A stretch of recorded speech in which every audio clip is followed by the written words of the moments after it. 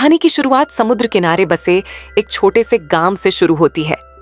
इस गांव के सभी लोग मछली पकड़ने का काम करते थे। इस गांव में सुमी नाम की लड़की रहती थी और वह मछली साफ करने का काम करती थी। सुमी दिखने में बेहद खूबसूरत थी और उसके बड़े बड़े तरबूज उसकी खूबसूरती में चार चांद लगा रहे थे। वैसे सुमी की सगाई हो चुकी थी और उसके मंगेतर का नाम रोमन था। रोमन विदेश में काम करता था और आज 2 सालों बाद अपने गांव लौटा था। सुमी की नजर जैसे ही उस पर पड़ती है तो वह काम छोड़कर उसके पास आती है। सुमी से मिलने के बाद रोमन अपने पड़ोसियों से मिलता है। रोमन के माता पिता मर चुके थे, इसीलिए वह अपने पड़ोसियों को ही अपना परिवार मानता था। रात होते होते रोमन का करीबी दोस्त जीवो भी उसके घर आ जाता है। सुमी ने आज पहली बार जीवो को देखा था। रोमन और सुमी की शादी होने वाली थी, इसलिए जीवो उनकी शादी में शामिल होने आया था। अगले दिन सुमी को तैयार किया जा रहा था क्योंकि आज उसकी रोमन से शादी होने वाली थी। रोमन की शादी में पूरा गांव आया हुआ था, इसलिए पूरे धूम धड़ाके से शादी हो जाती है। रात को सुमी फ्रेश होकर रोमन के कमरे में आती है, लेकिन रोमन दारू पीकर पहले ही सो चुका था। सुमी जब उसे जगाने की कोशिश करती है तो वह उस पर उल्टी कर फिर से सो जाता है। रोमन ने सुमी को गंदा कर दिया था। सुमी पहले खुद को साफ करती है और फिर अपने कपड़े भी धोती है। इसके बाद वह जब गीले कपड़े डालने बाहर आती है तो उसकी नजर जीवो पर पड़ती है। जीवो पानी में नहा रहा था। उसका शरीर देखकर सुमी गर्म हो गई थी। जीवो भी उसके तरबूज देखकर गर्म हो गया था। इससे पहले कि कुछ हो पाता, जी खुद को संभालकर सोने चला जाता है। अगली सुबह गांव के लोग काम कर रहे थे। जीवो जागकर टहलने लगा था और इसी बीच सुमी को देखकर वह उसके पास रुक जाता है। सुमी के पड़ोसी भी उसके साथ काम कर रहे थे। मल्लीना नाम की लड़की जीवो को देखकर काफी खुश थी। सभी लोग जीवो से पूछते हैं कि तुम्हारी रोमन से कैसे दोस्ती हुई। जीवो सभी को बताता है कि मैं रोमन से विदेश में मिला था और वहीं काम करते करते हमारी दोस्ती हो गई। इसी बीच रोमन भी उनके पास आ जाता है और जीवो को खेत की तरफ लेकर चला जाता है। कुछ देर बाद रोमन अपने खेत में काम कर रहा था और जीवो उसके पास खड़ा था। रोमन के साथ उसका पड़ोसी भी खेत में काम कर रहा था। रोमन उसे बाबा कहता था क्योंकि वह उसे अपने पिता की तरह मानता था। रात होते ही रोमन सुमी की गुफा में धमाके करने लगा, लेकिन बीच में ही हार जाता है और सुमी प्यासी ही रह जाती है। रोमन के सोने के बाद सुमी बाहर आकर बैठ गई थी। इसी बीच जीवो उसके पास आता है। दोनों के बदन जल रहे थे, लेकिन दोनों फिर भी चुप थे। इससे पहले कि दोनों कुछ कर पाते, सुमी उठकर पानी में चली जाती है और जीवो के सामने ही कपड़े उतारकर नहाने लग जाती है। जीवो समझ गया था कि सुमी पानी की मदद लेकर अपने बदन की आग को शांत कर रही है। जीवो का सोचना सही था। नहाने के बाद सुमी चुपचाप सोने चली जाती है। अगले दिन गांव के लोग फिर से काम करने लगते हैं और पूरा दिन ऐसे ही बिता देते हैं। रात होते ही रोमन और उसके पड़ोसी मिलकर खाना खाने लगते हैं। गांव में आज कोई त्योहार था, इसलिए सभी मिलकर खाना खा रहे थे। खाने के साथ साथ दारू भी चल रही थी। रोमन को दारू पीना बेहद पसंद था, इसलिए वह आज भी दिल खोलकर दारू पीता है। जल्दी ही दारू अपना रंग दिखाने लगी। सुमी की पड़ोसन मलीना जीवों को पीछे हटाकर उसके साथ नाचने लगी। उसकी हरकतें देखकर सुमी भी चुप नहीं बैठती।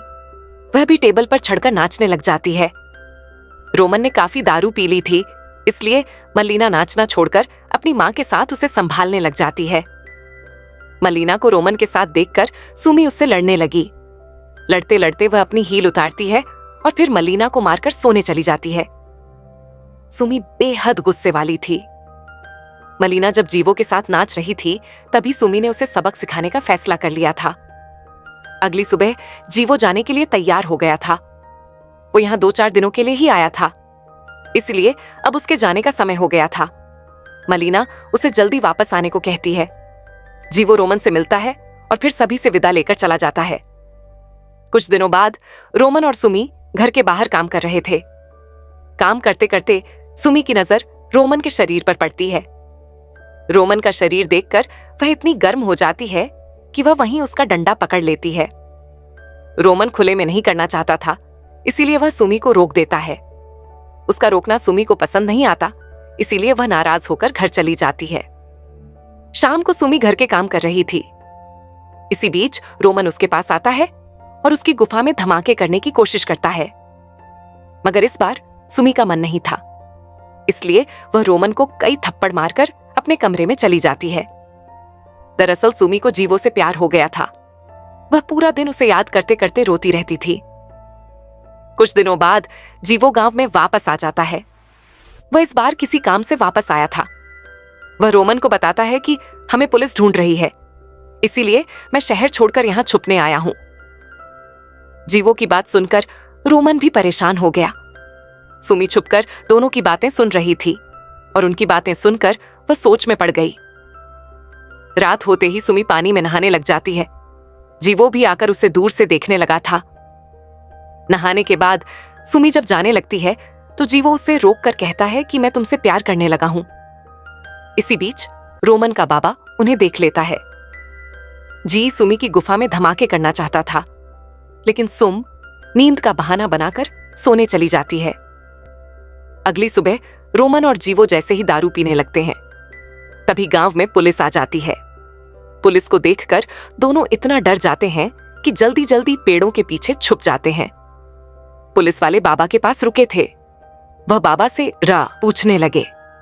हमेशा की तरह बाबा आज भी रोमन की मदद करता है और उन्हें दूसरे गांव में भेज देता है। रात को रोमन ने काफी दारू पी ली, जिसके बाद बाबा उसे संभालकर उसके घर की तरफ ले जाने लगा। दूसरी तरफ सुमी भी रोमन को ढूंढने लगी थी और इसी बीच उसके सामने जीवो आ जाता है। वह आते ही सुमी को चूमने लग जाता है। सुमी थप्पड़ मारकर उसे रोकती है और तभी बाबा रोमन को लेकर आ जाता है। रोमन को सुलाने के बाद बाबा जीवो से कहता है कि मुझे पता है कि तुम सुमी के साथ मजे करना चाहते हो। मैं रोमन का घर खराब होते नहीं देख सकता, इसीलिए तुम सुबह होते ही इस गांव से चले जाओ, वरना मैं रोमन को सब बता दूंगा। बाबा की बात सुनकर जीवो सोच में पड़ गया। अगली सुबह गांव में हाहाकार मच गया, क्योंकि किसी ने बाबा को मार दिया था।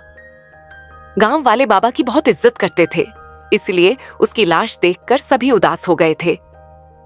वैसे बाबा को जीवो ने मारा था क्योंकि बाबा ने उसे गांव से चले जाने को कहा था। रोमन भी बाबा की मौत से टूट गया था, क्योंकि वो उसे अपने पिता की तरह मानता था।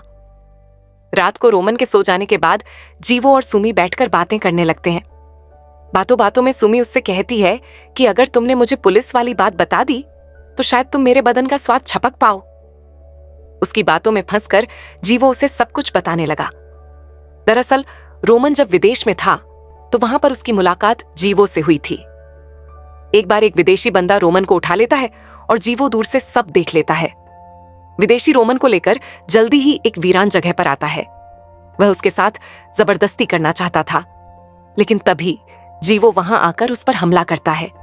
जीवो के हमले ने विदेशी की जान ले ली थी, इसीलिए ये दोनों उसे वीरान सी जगह पर दफन कर देते हैं। सुमी को सब बताकर जीवो कहता है कि उस रात के बाद हम दोनों विदेश से वापस आ गए। विदेशी पुलिस को हमारे बारे में सब पता चल गया। उन्होंने हमारी पुलिस को भी बता दिया, इसीलिए हम दोनों पुलिस से बचते फिर रहे हैं। जीवो ने रोमन की मदद की थी, इसीलिए सुम्मी खुश होकर उसका पानी निकालने लग जाती है। इन दोनों का अब चक्कर शुरू हो गया था। दोनों को जब भी मौका मिलता तो एक दूसरे का पानी निकालने लग जाते।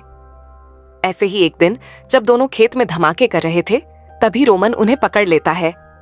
दोनों दोस्तों के बीच लड़ाई शुरू हो जाती है और जीवो के हाथों रोमन मारा जाता है। रोमन की मौत से जीवो तो डर गया था, लेकिन सुमी खुश हो गई थी। थोड़ी ही देर बाद दोनों ने रोमन की लाश समुंदर में फेंक दी।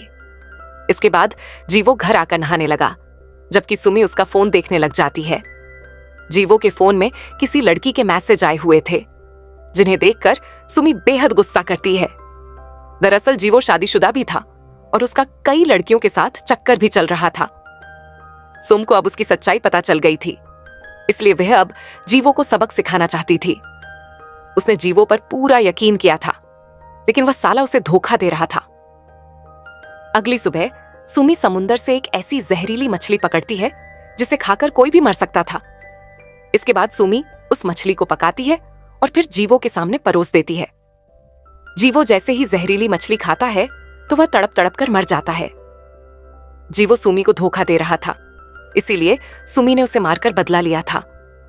वैसे सुमी का गुस्सा अभी भी ठंडा नहीं हुआ था। वो एक बड़ा सा चाकू उठाकर पहले जीवो का डंडा काटती है और फिर उसे कच्चा ही खा जाती है। इसके बाद वो घर से बाहर निकलकर एक तरफ जाने लगती है।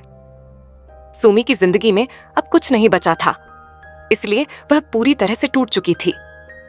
कहानी के आखिर में पुलिस सुममी को पकड़ लेती है और इसी के साथ इस कहानी का यही अंत हो जाता है। हमारी